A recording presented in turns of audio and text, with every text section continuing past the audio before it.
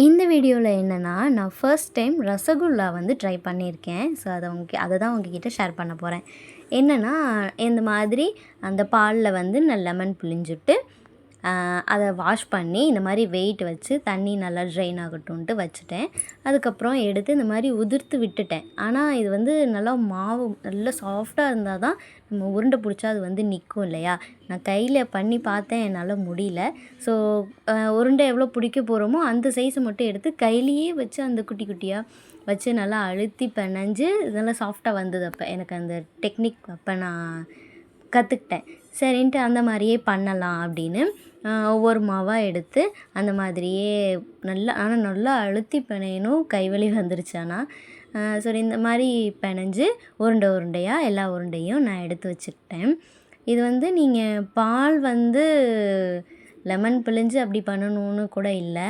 Suppose நீங்கள் பால் ஊற்றி அது காய்ச்சறப்ப அது திரிஞ்சு போச்சுன்னா கூட நீங்கள் ட்ரை பண்ணலாம். பால் வந்து பாக்கெட்டில் இருக்கும்போதே கெட்டு போய் ஒரு கெட்ட வாடை வருது அப்படின்னா மட்டும்தான் நீங்கள் அதை பண்ணக்கூடாது. ஸோ இப்படி இருக்கிறப்ப நீங்கள் இதை ட்ரை பண்ணலாம். பால் ஊற்றி காய்ச்சினோன்னா அது திரிஞ்சிச்சு அப்படிங்கிறப்ப நீங்கள் வந்து இந்த மாதிரி ட்ரை பண்ணலாம். ஸோ இந்த மாதிரி உருண்டை எல்லாத்தையும் பிடிச்சி இவ்வளோ தான் வந்தது. இது 1/2 லிட்டர் பால். ஸோ வந்துச்சு. எடுத்து நான் தனியாக உருண்டை பிடிச்சி வச்சுக்கிட்டேன். இப்போ ஒரு அந்த சின்ன கிளாஸில் 1 கிளாஸ் சுகர் எடுத்திருக்கேன்.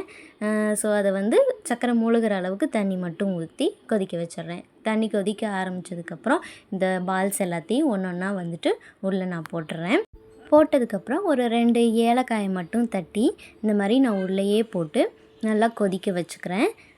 நான் கொஞ்சம் சிம்லேயே தான் வச்சுருந்தேன். இது வந்து ஒரு 8 நிமிஷம் கிட்ட நீங்கள் அந்த பால்ஸை வந்து நல்லா வேக வச்சுக்கணும். நல்லா நீங்கள் மாவு நல்லா பிணையிறப்பவே நல்லா அழுத்தி பிணைஞ்சிங்கன்னா நல்லா நம்ம எவ்வளோக்கு எவ்வளோ அழுத்தி பிணையிறோமோ அந்த மாதிரி பால்ஸ் நல்லா சாஃப்டாகும். ஸோ நான் தட்டு போட்டு மூடி வச்சுட்டேன். அதுக்கப்புறம் எடுத்து பார்த்தா பால்ஸ்லாம் நல்லா பெருசாக இருந்துச்சு.